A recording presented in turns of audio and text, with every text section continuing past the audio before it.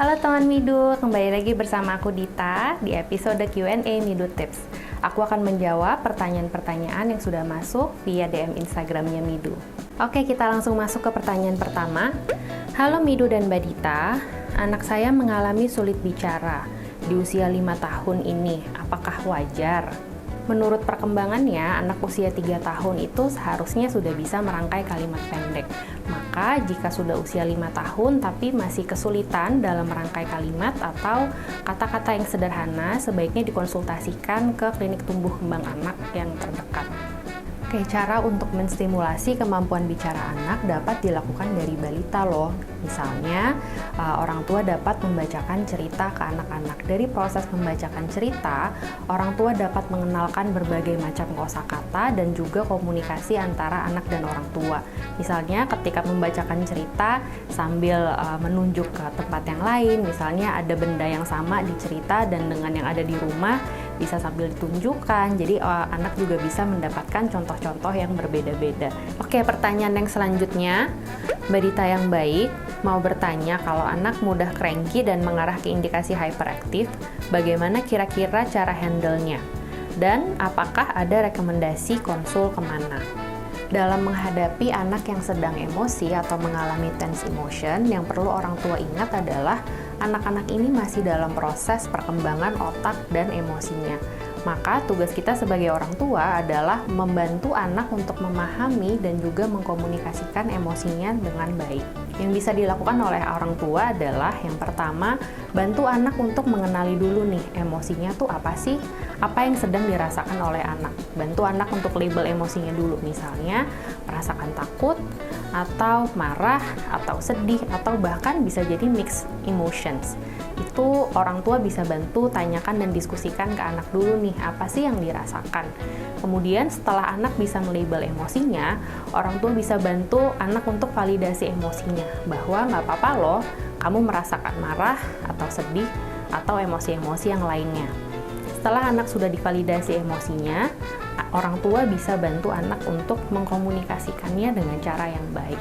Oke, cara membantu anak untuk mengarahkan cara mengkomunikasikan emosinya dengan baik bisa dibantu dengan yang pertama, modeling dulu nih. Orang tua harus bisa mencontohkan ke anak bagaimana cara mengkomunikasikan emosinya dengan baik.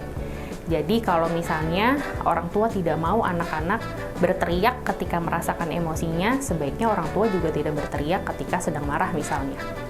Kemudian kalau misalnya anaknya sering memukul, sebaiknya orang tua juga tidak memukul atau mencubit ketika anaknya melakukan sesuatu, misalnya lagi bandel terus dicubit gitu. Sebaiknya itu jangan dilakukan supaya anak tidak meniru. Dan untuk anak bisa mengkomunikasikan emosinya dengan baik, orang tua bisa mengenalkan cara I statement. I statement ini mudahnya adalah memberitahu apa yang dirasakan, kemudian apa sih maunya, misalnya aku sedang marah loh karena apa. Kemudian apa sih yang aku mau, misalnya aku mau mama melakukan apa, atau misalnya kalau dari sisi orang tuanya, aku mau kamu melakukan apa. Jadi orang tua bisa mencontohkan bahwa ketika mengkomunikasikan emosinya, bisa menyebutkan dulu nih, aku merasa apa, karena apa, kemudian maunya seperti apa. Dengan cara itu, anak akan lebih mudah dan orang tua juga bisa lebih mudah memahami apa yang anaknya rasakan. Oke, kemudian yang bisa dilakukan oleh orang tua juga memberikan kesempatan anak-anak untuk berbicara atau meminta sesuatu, karena biasanya orang tua langsung jump in ke keinginan anak, misalnya, oh kamu mau makan ya, kamu mau ini ya, kamu merasa ini ya, kamu itu ya. Jadi anak belum sempat mengekspresikan atau mengkomunikasikan kemauannya gitu. Jadi mungkin bisa pertanyaannya dibatasi dengan kamu mau apa misalnya, atau apa sih yang kamu rasakan, kemudian bantu anak untuk merangkai kalimat tersebut. Kemudian yang paling penting adalah orang tua harus bisa membatasi pemberian gadget kepada anak-anak, karena tidak ada yang bisa menggantikan komunikasi langsung antara orang tua dan anak-anak. Seperti contohnya nyanyian, dibandingkan anak menonton video nyanyian di YouTube, alangkah lebih baiknya kalau anak bisa menyanyikan lagu tersebut bersama orang tuanya. Atau contoh berikutnya, membacakan cerita. Dibandingkan anak menonton cerita dari video, akan sangat lebih baik kalau anak-anak bisa membaca langsung bersama orang tuanya. Karena ketika membaca cerita, komunikasi yang terjadi itu bisa sangat banyak dan sangat dalam. Selain anak-anak bisa menambah kosakata, tapi anak-anak juga bisa misalnya menyampaikan apa yang dia rasakan terhadap ceritanya. Orang tua juga bisa menanyakan apa pendapat kamu tentang ceritanya. Jadi komunikasi yang bisa terjadi akan sangat banyak dibandingkan anak hanya menonton dari YouTube. Kemudian terkait dengan hyperaktif, orang tua harus tahu dulu nih, jangan sampai salah paham antara aktif dan hiperaktif.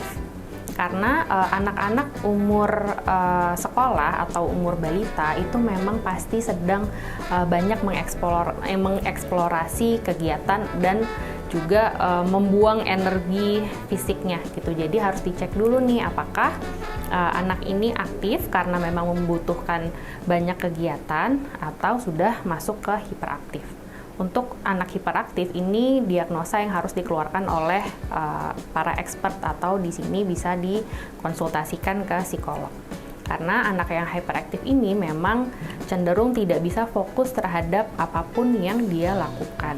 Jadi jangan sampai salah ya, jangan sampai anak yang aktif tapi orang tua menganggapnya hiperaktif. Kalau memang dirasa sulit, memang sebaiknya orang tua membawa anak ke klinik tumbuh kembang anak untuk mengkonsultasikan mengenai hiperaktif ini.